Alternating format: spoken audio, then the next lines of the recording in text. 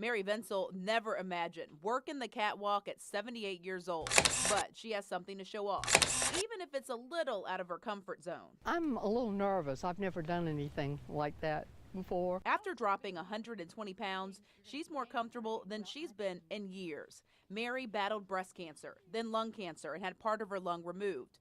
During the process, she went from wearing a bikini at age 50 to lugging around an oxygen tank. I was on oxygen 24/7, and my doctor and I decided that most of the problem was my obesity as opposed to emphysema and other things. She ballooned to 305 pounds and couldn't walk from one room to another without getting winded. Mary had high blood pressure, metabolic syndrome, and high cholesterol. After more than 15 years, she decided, with the help of her doctor, to do something about it. My key is not to change the person, you know. All people coming to me are beautiful, great personalities.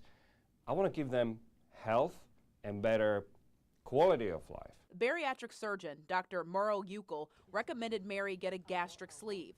During the surgery, he took out 80% of her stomach. Why?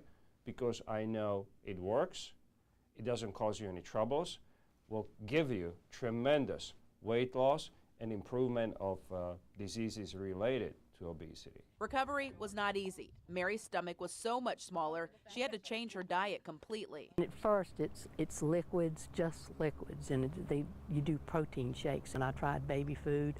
I don't blame my children for not eating. That stuff was awful. And eventually, she upgraded to whole foods, but she could never eat the quantity of food she used to without getting sick. You have to chew thoroughly and eat slowly, and you can't eat and drink at the same time. Mary has replaced that food with exercise. Her daughter bought her a fancy pedometer. That's steps, miles,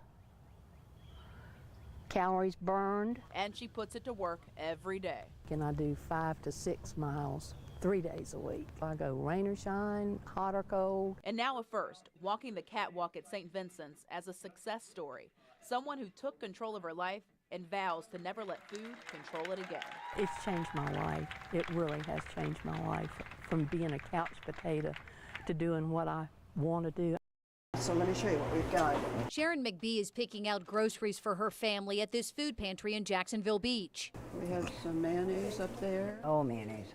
McBee never needed help until she was given custody of her 3 grandchildren. Because we're on a fixed income and my husband's retired. Making it harder to provide for more people in the house, like 2-year-old Madison. Beam started as an organization that did financial assistance, and it is emergency assistance. So if somebody couldn't pay their rent and were about to be evicted, or for example, their lights were turned off, they would come to Beam. Without Beam, Beach's emergency assistance ministry, the working poor who need help are cut off. Few have cars or even access to one to drive to Jacksonville. We've become a full-time food pantry that serves a population that can't make a paycheck stretch through an entire month. The pantry offers your typical canned goods, but there's also something very unique to Beam. Look at these fresh vegetables. This is bok choy, Swiss chard, even broccoli. And this doesn't come from a grocery store. It comes from Beam's own garden. Look at this, it's incredible. They have produced between 4,000 and 5,000 pounds of fresh vegetables since last April. You can see that they're just starting to pop out. Fresh vegetables give healthy options to people who might not otherwise be able to afford it. For Sharon, diagnosed with breast cancer nearly 2 years ago, words can hardly describe the impact Beam has had on her and Madison. It would have been a lot harder for us, a lot harder, without their help. Forget about the video games, computer, TV. What is it about the sports that you like? It keeps me out of trouble. It keeps me strong and fit. I play freeze tag with my friends. Kids still love to get outside and just play. What if you couldn't play basketball? Like you just stuck inside all the time and you just didn't have access to a playground? It would be boring. Senator Aaron Bean remembers the days when his own kids longed for some fun at the neighborhood playground. He also remembers the day it wasn't available. I used to live next to a school, and it was a great place to raise kids. And one day we walked outside and it was padlocked up. Many schools in Florida, like Yulee Elementary, have a fence around the playground that keeps people out when school is not in session. It protects the school from liability if a child gets hurt.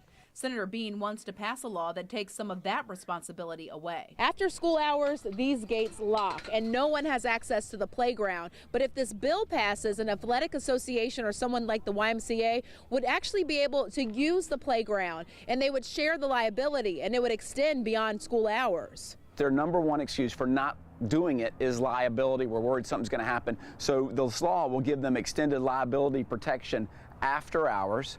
It also gives adult supervision because, again, the baby steps are going to be allowing an organization that will have adult supervision. Senator Bean says in a perfect world, the fences would just come down altogether. But he says right now he's just trying to chip away at another excuse for kids not to get out and be active.